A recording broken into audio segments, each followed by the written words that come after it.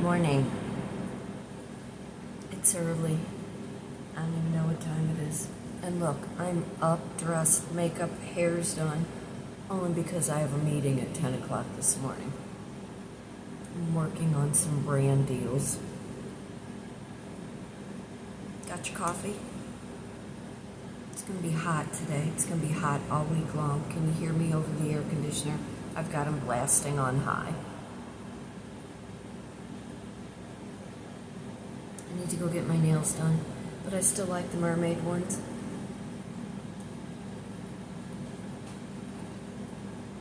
How's your weekend? What'd you do? Did you lay low? I pulled out all my potato plants. If you saw my previous short, I'm so proud of all those 2 pounds of russet potatoes. I'll have potatoes for months. My 2 red onions, which is fine because I don't like onions, but I can use what I'll call the scallion part of it for recipes. I have 1 tomato, and I'll take a picture later when I'm outside. One of my tomato plants, all my tomato plants are doing lovely. But there's a cluster of tomatoes that formed darn near through the dirt, like right where the stalk stem comes up. I've got a cluster of tomatoes that are so big, it never made it past the first ring on the tomato cage. I've never, in all of my growing experience, have ever experienced that. But I put in my cantaloupe, I put in my watermelon. Here's the funny thing about the potatoes that I didn't know. It's the first time I ever grew potatoes. And I had a potato that I let grow the eyes, the roots, whatever you want to call it, and I cut it in half. And I probably planted 5 of those, like a seed potato. As a potato is growing, here I'm going to give you a farmer lesson. As a potato is growing, the stalk, the stem, it'll produce a few flowers, not a lot. And then where the roots all dangle down, they will have these shoots that come off of it. And that is what produces the potato. I think they call them slips. I'll have to go back and look, but those shoots are slips. When the potato has matured and it no longer needs to stay on that slip, it will force it out and it won't be attached to the root. So when you pull your potatoes up, there will be no potato on your root, but you got to dig through all of the dirt because there'll be potatoes laying randomly 12 inches away from where the plant actually was. I was like a kid in a candy store digging up potatoes. I was like digging for gold. It was crazy, and I did stop to think that if my person would have been there watching me, he would have just laughed because I was like a little kid. I was like, oh, look, another potato. Oh, look, a potato. So I have 2 pounds now. And also, you have to let your potatoes sit for 10 days so the skin around it can toughen before you can eat it. That's why when you buy a potato at the store, the skin is so rough and tough. It's because it's been cured. I didn't know that. I didn't know that at all. So now I'm just kind of babying these cantaloupes and watermelon. This is just another experiment. And we'll see how that is going to go. Since I cleaned up all the potatoes and cleaned up all that. I was in my garden yesterday. Oh gosh. Got out there at 7 o'clock and I think I came in at 9:30. It was hot. I was sweaty. My hair, I've been complaining about my hair. This whole hunk up here broke off because it's so frizzy. Ran to I mean, literally a hunk of it broke off that much. And you can't tell because I've got it kind of curled, but if you look close enough, there's this hunk. But I ran over to Walmart yesterday to get some anti-frizz stuff, so we'll see how that works. I'll talk about that later in the week. But it's going to be hot here in St. Louis this week. I'm sure the restaurant industry this week will be an absolute zoo. We have a full moon today. Mercury is in the microwave. Please be prepared for all confrontations and all speeches, and watch your tongue, watch your mood. Do not let the heat make you angry. You know, I could say stay hydrated. Use some IV kind of packet to put into your water. Salt, make sure you have enough salt. If you are a person who sweats, I don't sweat. Not really. I mean, I have to really physically be active in heat in order to sweat. Although yesterday I was breaking a sweat. Pickle juice. Pickle juice. Did I tell you I had saved my olive juice? I had been buying blue cheese, because I love blue cheese stuffed green olives. And I had been saving all of the juice from the olives. Wasn't real sure what I was going to do with it, but I knew I wanted to save it. One of my customers brought me some cucumbers, and I cut up the cucumbers and I put it in that olive juice. Oh my God, that's a whole meal in itself. And I kept thinking all weekend long, I should have made like a charcuterie board to go with these. Oh my God, they were so good. I did make pasta. This weekend, and that was it. Still nibbling on my 2 pounds of fudge. With it being so hot today, odds are I am not leaving the house. In fact, this week I probably will not leave. Weather affects me so bad, and I never used to be like that. I am a warm weather girl, but this is just too much. I think one day this week it's supposed to get up to 107, if I saw that correctly. I'm Kitryn Marie. I reside in St. Louis, Missouri. I'm an artist, writer, speaker, life and a business coach, teach a variety of art and communication classes, published a book, When He Had Her, available on Amazon, working on the second book, if you want to know who I am. Do a lot of content creating, working on some brand deals, waiting to find out more about a teaching opportunity at the community college and the continuing education, which is separate from the accredited classes, but it is still in classroom teaching with people who want to learn. And that's what I'm all about. Educating, inspiring, entertaining, just a bunch of nonsense that make people think. Did you see, if you're familiar with St. Louis and the crime and it not being safe, there was a shooting, sadly, at the soccer stadium. The restaurant where I lend my hand, our second restaurant, or I should say the parent restaurant, is right there. What are people thinking and why? What is going on with the teen takeover? Why is that culture not handled properly? And I watch my words. I very much watch my words. I believe everybody has a fair chance at everything. I mostly like everyone till you give me a reason not to like you or trust you. Everybody is presumed innocent until reason has been given not to be. There is a gal who opened a bed and breakfast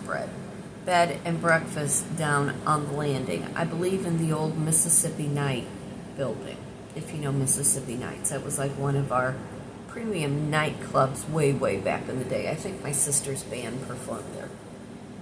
She turned it into a bed and breakfast, and she is promoting the landing. Now, if you know anything about St. Louis, and I am a born and raised St. Louis girl, there's nothing safe about downtown. I have nothing against the mayor. I don't know what her process is. I don't know what she's thinking. But before she probably has done anything, she probably should have taken care of the crime and this culture of behavior that has gotten out of hand. Safety first in all numbers. I say to this gal via a post on some social media, I say, why, and I'm just asking, why would you buy a piece of property other than the city wanting to relinquish one more brick building, historical building, that they cannot maintain? Why would you turn that into a bed and breakfast and invite people to come down in an area that is not safe? Her response was, if they do not facilitate the area, it will always be, what's the word? Blight? I think that's the word. It will always be vacant. People will not come down. Crime will take over. My answer back to her was, well, why would you invite people to come down there where there already is crime? And a couple of people had chimed in, we love St. Louis, we love the Landing. St. Louis isn't safe at all, anywhere near the city. Anywhere near the city. I live right at the county city line, and I'm already, with it being the 4th of July next weekend, there was already an incident at the pool at the apartments over yonder. It's not safe. I've been wanting to move out of the area for a very, very long time. Taking my kid, dropping him off because his car's in the shop. He needed to go over to his grandma's who lives in the city. And from here, in my little county area, driving through the city, I was in shock. I was in horror. Why would anybody choose to live in the city? And more, we are hearing of more incidents. There was a shooting and 3 people lost their lives at the Gravois Loughborough Quick Trip. I don't go into the city ever. Imagine, and this is what I think in my head a lot, imagine you live in a very peaceful surrounding. Maybe you're somewhat country, and you get involved with somebody, and because their home is in the city, and they say, well, just move here because it's easier. Just give up everything you have if you love me and just move into my brick and mortar home because it's a house, and I am going to save you from your country riffraff, only moving into an area that is detrimental to everybody's life and livelihood. The person that I was involved with, and you'll hear me talk about my person a lot, and he's not even my person anymore, but that's what content creating is. It's making reference, it is making somewhat comparisons, so people can see outside circumstances, and then they examine their own life. It's part of life coaching. That's what you do. My person, who isn't my person anymore, he still lives in the city.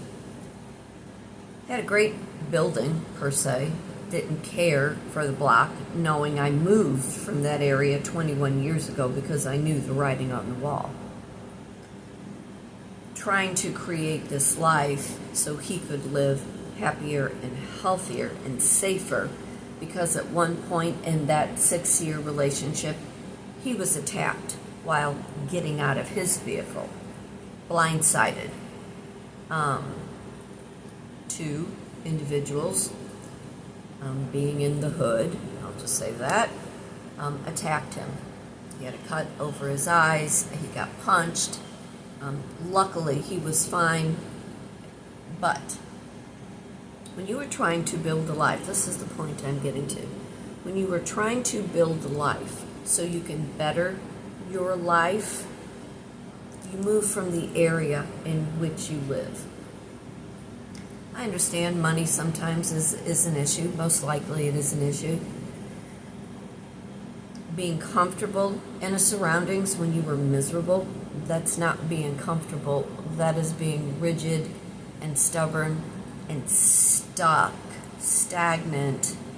in, what's the word I'm looking for? Being stuck and stagnant in an environment that has you so withdrawn, causing detriment to your own mental clarity.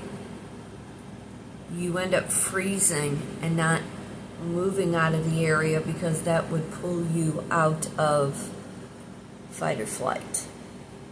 When you are stuck in that kind of misery, that's all you know. That's all you're consumed with is that misery. And while I was trying to put this business together and when I was trying to get us into another home, I mean, luckily for me, I have my home. I have equity in my house. The probability of us moving would have been very easy and very comfortable once we would have gotten through the original, the original movement of packing up, throwing things away. The stresses of signing paperwork and loans and what's going in everybody's name and so on and so forth. The original things that most people have to combat when, they are uprooting their livelihood and they are moving towards a better environment. The incident that was, with the swimming pool, the apartments behind me, I don't know, it was about 2 weeks ago. It's been raining on and off, and now, like I said, this week it's going to be extremely, extremely hot. There were 2 women who had gotten into it, and where I live, behind my house, there's a big turnaround circle from the apartments, and my street is blocked off because the apartments needed to separate their culture from the neighborhood that I live in. That's how bad that is. And there was an incident where 2 women had gotten into it. Could have escalated into something more, and they were screaming. The police were called, and whomever group was in that pool, they vacated the premise. And there has not been too much activity in that pool since. I say to my kid, we were in the front, I was planting and doing all the things that I do when I am home, and I say, do you hear that? And he said, yeah. He said, it's not going to be long before that escalates into something else. So I'm going to ask you, in your environment in which you live and where you are surrounded at and by and with who, how much more are you willing to put up with before it totally gets out of hand? Think about it. We all can't live in, $6 million houses. We all can't live in those big old fancy mansions and in environments where there are gated communities. But in the environment in which you are living, and then combine that with your work element, where you were working, who you were working for, the areas in which you were having to have contact with. Are you not seeing how that is playing into you physically, emotionally, and mentally? If you have to lock everything up all of the time, if you have to constantly be looking over your shoulder, which I do often, which really is a lot of the reason why I don't go as much as I used to go. Safety. Safety has a lot to do with your health, your mental clarity, your emotional well-being. I talk about that in a lot of my classes. your environment and how you choose to stay stuck in that misery, that miserable life that you say you have to have. Do you understand, if you get past all that, on that other side, what life could and would look like? You know, I want to get to the country. I want a little pond. I want 3 to 5 acres. I'm a broken record. You know, I want to teach on my property. All the that I possibly are going to be teaching at this community college, that's credibility. That's somebody who has recognized what I am able to do. Taking that credibility and continuing to build this business. My second magazine through St. Louis Voyage St. Louis should be coming out this week. I will make sure that I post that. But I just wanted to kind of bring you up to snuff so you can understand how your environment very much influences who you are. And are you safe? And if you are not safe, what are you doing to change what you have and where you are living? What was the other thing I was going to talk about? In safety. Having that peace and tranquility. You know, right now my home is extremely quiet other than the 4 dogs who were off the charts most of the time. But having peace in your home and tranquility, being able to sit on your front porch or your back porch and just kind of look out into the nothing, because you know you have created this lovely environment where your nervous system is regulated and you can't wait to come home. You can't wait to sit on your porch and when it rains you go, oh my God, we needed this. You know, our grandparents way back, they were not wrong. Home is where it is, but home is also where there was peace, where you were safe, where you were happy, where you are finding joy and contentment in the environment that you have created and that you have built. Can you say that? What have you built? What have you created? And is your environment a tranquil environment? Is it very Zen-like? Or when you walk out your front door, you have to worry about that there's going to be weapon fire, that you're going to be attacked on the street? I want you to think about it. I want you to think about your life. I want you to think about the neighborhood you live in now and the neighborhood you grew up in. I want you to think about what is on the other side and what does that life look like. When I was interviewing last week with the continuing education, she said, what's after this? She goes, where do you see yourself? Well, with being 65 in a few weeks. And I always say I'm going to live to be 116. That is my pact with God. I want to continue to teach. I want to continue to grow this business the best I can, having a legacy, leaving my name behind, knowing I provided some information and education and inspiration and entertainment that way after I'm gone, people can look back and say, oh my God, look what she built. Look what she did. Look what she left. Look at what her legacy says about her and the determination that came with building a life outside of an environment that no longer serves. I'd love to hear from you.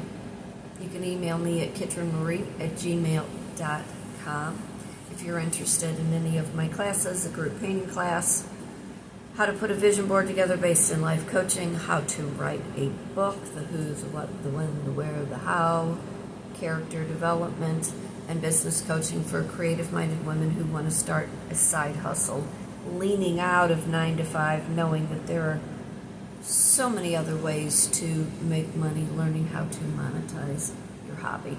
Would love to hear from you. For today, for tomorrow, be happy, be blessed, be thankful for everything. Remember, fate turns on a dime, and it is up to you to decide what side of that coin you want to be on. Stay hydrated today. It's a hot one. Y'all take care, and I'll see you real soon. Bye.